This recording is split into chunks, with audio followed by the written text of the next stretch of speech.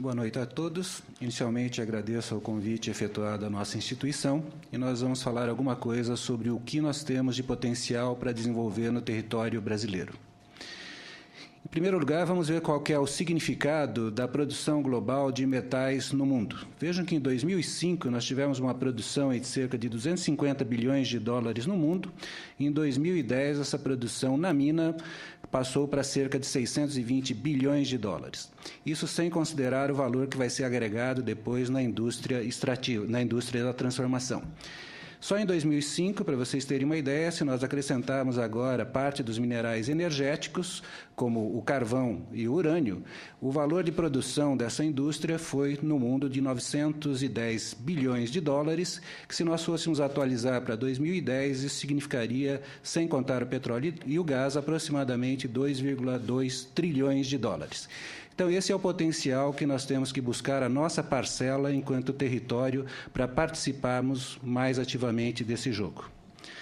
Se nós olharmos uma economia desenvolvida, como nos Estados Unidos, que tem uma produção interna de bens minerais na ordem de 76 bilhões de dólares, agregado à reciclagem, à importação, à exportação de materiais, essa indústria mineral, ela gera, na sua transformação, cerca de 700 bilhões de dólares, e quando esses 700 bilhões de dólares desses produtos minerais tratados, ela entra no sistema produtivo da produção de materiais mais avançados, isso gera cerca de 2,4 trilhões de dólares, que significa uma parcela grande dentro da economia do produto interno bruto dos Estados Unidos.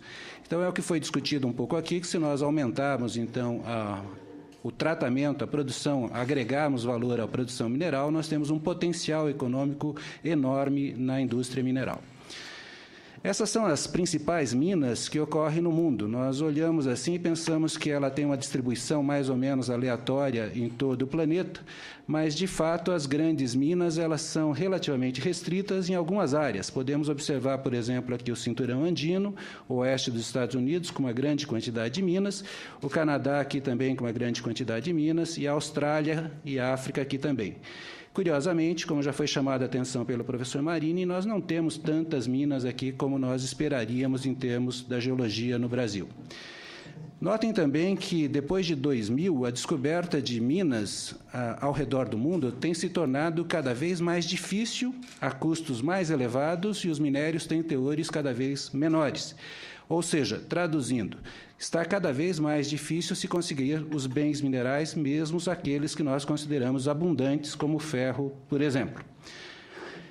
Nós observamos um outro cenário interessante em termos de mineração, é que se nós olharmos aqui a Europa, nós vamos ver que a quantidade de mina vai decrescendo ao longo dos anos, ou seja, praticamente as reservas são esgotadas e não há um incentivo à indústria mineral nessa região. Nos Estados Unidos, nós vemos esse crescimento aqui na década de 30 até 50 e, novamente, uma tendência de redução aqui do número das suas minas. Quem está desenvolvendo o seu território, desenvolvendo suas economias com base, então, na indústria mineral, são os BRICS aqui. Aqui tem uma pequena queda aqui mais recentemente. Nós temos também aqui a União Soviética, a antiga União Soviética, principalmente a Austrália aqui e a China também com grande desenvolvimento, porque esses são materiais essenciais para o desenvolvimento econômico dos países. Notem também que está cada vez mais difícil se encontrar as minas em função da profundidade. Quer dizer, aquelas minas que se encontravam próximos da superfície, elas já foram descobertas. Então, as grandes descobertas hoje estão ocorrendo a profundidades aqui na ordem de 200 até 800 metros de profundidade. Isso, naturalmente, vai exigir uma tecnologia muito mais avançada, está exigindo do que nós temos agora. Isso, basicamente, mostra que estão rareando os bens minerais na escala planetária. De fato, se nós formos observar as grandes minas no mundo, veja que os grandes depósitos minerais eles são raros e eles ocorrem em circunstâncias, em regiões relativamente restritas. Os bens minerais eles têm uma distribuição geopolítica, eles não estão aleatoriamente distribuídos por todos os territórios. Aqui, no caso, nós temos a Vale, basicamente, com as grandes minas aqui no Brasil. O que é interessante é que nós temos uma atividade mineral importante aqui no Brasil, mas se nós olharmos esse gráfico, o tamanho das bolas aqui indica a participação na economia dessa produção mineral, mas quando nós olhamos aqui o nosso território, nós vamos ver que a nossa produção mineral ela é fundamentada essencialmente na produção de ferro. Então, por que o nosso país, que tem uma dimensão grande, uma geologia variada, a sua economia mineral depende praticamente só do ferro? Vejam que a geologia da Amazônia, a geologia do quadrilátero ferrífero, ela é muito semelhante à geologia do norte dos Estados Unidos e do Canadá. Nós temos praticamente as mesmas coisas com as mesmas idades. A mesma coisa na África do Sul, que são os grandes países, e na Austrália, grandes países produtores de bens minerais. Então, o que nos falta efetivamente em termos de desenvolvimento?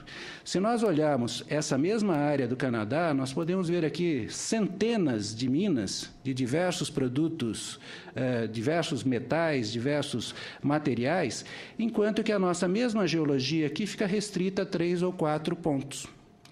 Então, alguma coisa está ocorrendo, precisa ser melhorada em nosso país. A mesma coisa nós poderíamos citar em relação à Austrália aqui e a outros países também.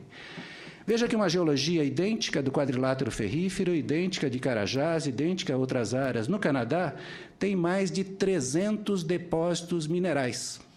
E a nossa mesma geologia aqui tem poucas unidades, no máximo uma dezena de minas aqui. Então, o que falta aqui, de fato, é nós conhecermos mais efetivamente a geologia de nosso país. O exemplo aqui do quadrilátero ferrífero, veja que em amarelo nós temos os depósitos de ouro, em as estrelas pretas, depósitos de manganês e de ferro, mas apesar de todas esses pequenos depósitos, essas ocorrências conhecidas, temos pouquíssimas minas em atividade. O Brasil tem um território bastante variado. Nós podemos destacar aqui a região de Carajás, com as produções importantes, depósitos de classe mundial de cobre, muito embora as reservas de cobre no Brasil proporcionalmente sejam muito pequenas, de ferro, de níquel, de manganês. Nós temos aqui o estanho, aqui na região aqui do oeste do país, aqui em Rondônia. Nós temos aqui em Goiás algumas unidades aqui agora com produção de cobre, principalmente de ouro. O quadrilátero ferrífero com a produção de ouro, principalmente aqui, de ferro e de manganês também, e algumas outras ocorrências.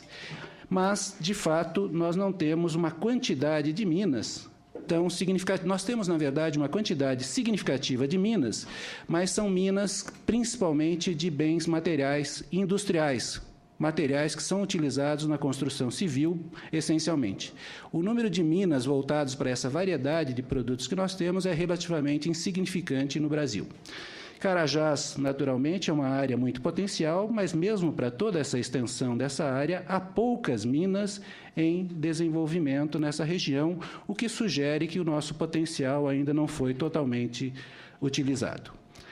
Um aspecto muito interessante é que em todas as regiões, vejam que os vulcões ao longo do mundo, eles se distribuem em determinadas zonas específicas, os chamados o anel de fogo, e aonde há esse tipo de vulcanismo aqui recente, há também uma grande quantidade de depósitos minerais. Eu estou destacando aqui os principais depósitos, a fonte do cobre do mundo praticamente vem de toda essa região, e nós vamos ver aqui, por exemplo, onde tem o vulcanismo, tem o cobre. Vulcanismo, o cobre. A mesma coisa aqui na Indonésia. Mas esses terrenos antigos aqui também têm mineralizações de cobre do mesmo tipo. E os nossos terrenos semelhantes aqui, praticamente nada, apenas essa ocorrência aqui em Goiás. O que é curioso é que nós temos rochas vulcânicas no Brasil, cobrindo cerca de 1.200.000 km², que são análogas, são idênticas àquelas que estão associadas com esse tipo de vulcanismo aqui. Essas rochas aqui, que têm poucos milhões de anos, no nosso caso, no Brasil, são rochas que têm cerca de 2 bilhões de anos. E, curiosamente, os estudos que temos feito na Universidade de São Paulo têm mostrado que essas rochas têm uma quantidade, um potencial enorme para ocorrência de depósitos de cobre, depósitos de ouro e depósitos de molibdênio também, do mesmo tipo daquele pórfiro que nós estávamos dizendo. Esse é um excelente exemplo, é um dos pórfiros que nós caracterizamos lá de ouro, lá no Tapajós, um pórfiro pequeno, e era um exemplo importante também que mostrava a transição do garimpo para uma atividade industrial na Amazônia. Infelizmente, essa mina também acabou fechando. Aqui nós podemos ver, dentro dessa mesma mina, os veios de cobre, e todo esse amarelo aqui são minerais de cobre com teores muito altos. Então, pouca gente sabe que existe cobre no Tapajós. O pessoal sempre fala que o Tapajós tem apenas ouro e nós temos uma quantidade muito grande de ocorrências que precisam ser estudadas, tanto de cobre como de molibdênio e de ouro também.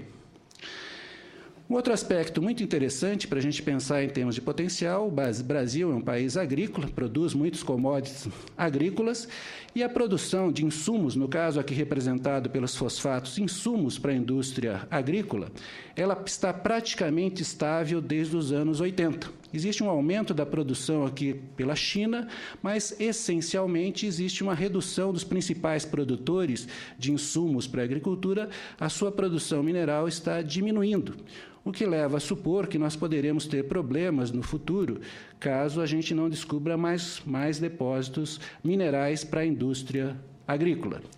E também, mais uma curiosidade, a nossa surpreendente Amazônia, agora tem pouco menos de 2 anos, a empresa Itafoz MIBAC descobriu um corpo raríssimo, esse é o único corpo desse tipo antigo descoberto no mundo, e um depósito de fosfato na Amazônia.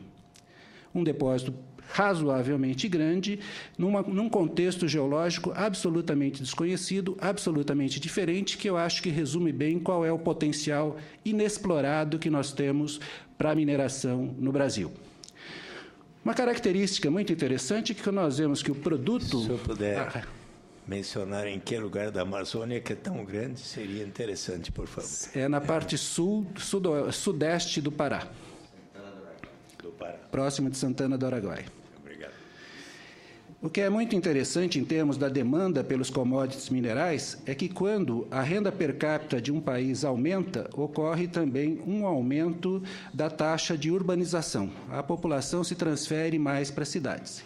E quando a população se transfere para cidades, como ocorreu aqui na China, representando aqui o cobre, existe um rápido incremento do consumo de bens minerais per capita. Como há uma previsão de que a nossa população aumente mundialmente, para 2040 aproximadamente, deveremos ter cerca de 9 bilhões de pessoas no mundo, e desses 9 bilhões de pessoas, nós teremos agora cerca de 60% dessas pessoas com capacidade financeira para consumir produtos eletrônicos, veículos, etc., o que demanda uma produção mineral mais efetiva. Se nós compararmos, por exemplo, com os anos 50, onde 13% da população tinha acesso a esses bens, isso significa que nós teremos uma pressão muito forte na demanda pelos bens minerais no futuro. O mesmo nós podemos falar em relação ao Brasil, prevendo aqui para 2030 uma população passando para quase 240 milhões de habitantes, mas uma renda per capita mais do que dobrando, o que significa que nós precisaremos de mais recursos minerais para desenvolvimento do nosso país. Vejam que já está sendo destacado que os insumos mais básicos para a indústria de fertilizantes podem acabar no futuro.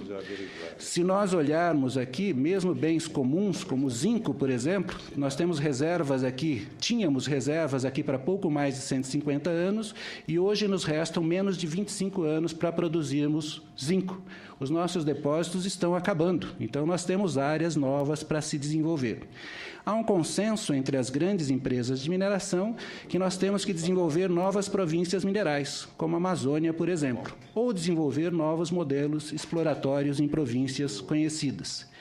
Nós precisamos de tecnologia cada vez mais avançada. Nós precisamos também da aerogeofísica, que o professor Marini levantou. Nós temos hoje quase 97% do território coberto, o que vai propiciar a descoberta de novos depósitos minerais no Brasil. Isso é um exemplo do Tapajós.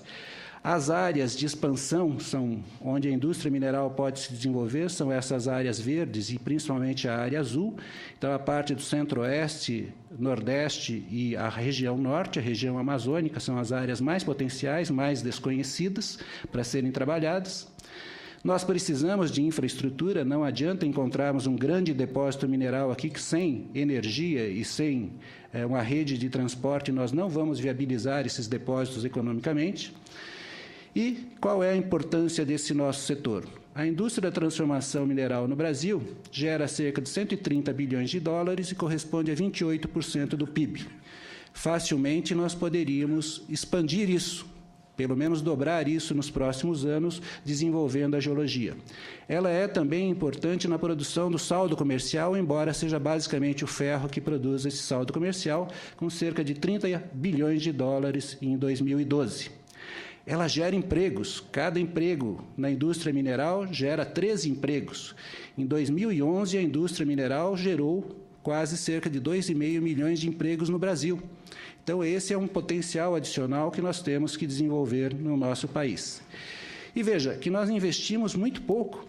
Isso aqui, em termos de recursos por quilômetro quadrado, se o Brasil investe 1, o Canadá investe mais de 4, a Austrália mais de 5 dólares, aqui, milhares de dólares por quilômetro quadrado. O Peru investe 15, o Chile investe 18.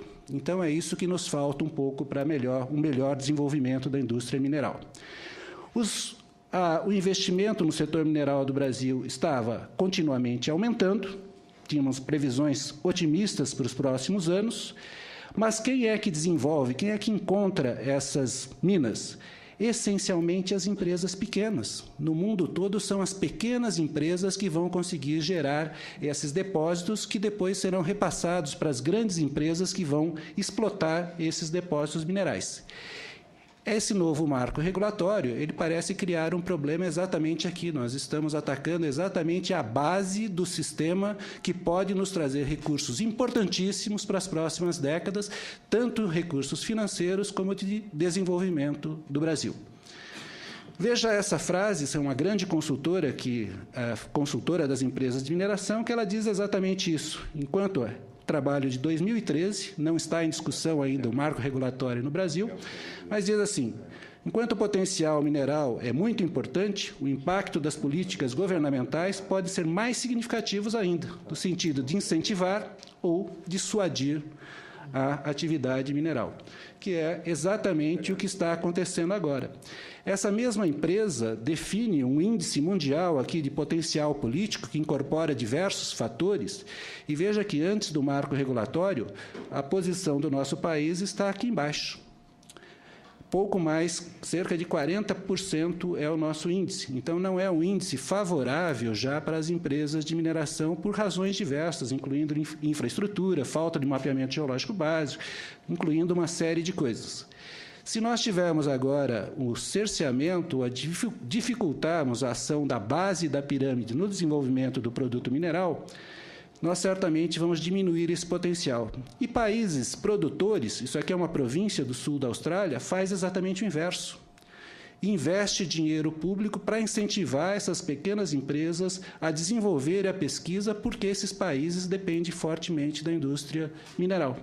Falta um pouco disso também para o nosso país. Concluindo, o Brasil tem um potencial geológico excelente, inexplorado ainda.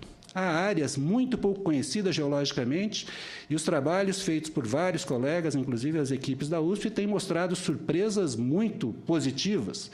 Nós temos um potencial muito grande para coisas que nós nem imaginávamos.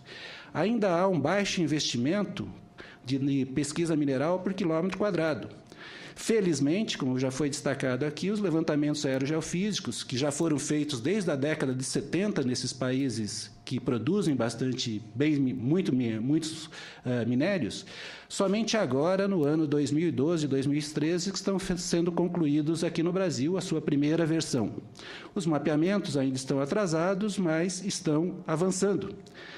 Nós temos capacidade técnica na indústria, no Estado e nas universidades. Nós temos um mercado nacional e internacional extremamente favorável para a indústria mineral. O que nós precisamos, então? Nós precisamos exatamente de uma legislação estável e atrativa para o capital de risco. O investimento daquelas pequenas empresas é capital de risco puro, com uma chance de sucesso muito pequena. Então, nós temos que incentivar esse capital para desenvolvermos essa indústria. E nós temos que incentivar, de um modo geral, as pesquisas na exploração mineral, porque nós cremos que aqui há um potencial muito grande econômico para o país. Em especial, incentivar as empresas pequenas e também a apoiar as universidades. O que, infelizmente, com a proposta da criação do marco regulatório, houve, na verdade, um desestímulo muito grande às pequenas empresas, inclusive várias delas fechando e abandonando as pesquisas em nosso país. Por fim, agradeço novamente o convite e transmito a posição de nosso diretor, de que o Instituto de Geociências se coloca à disposição do Senado, dessa comissão e do país para fazer o que for, contribuir com o que for necessário para o desenvolvimento do setor mineral brasileiro. Obrigado.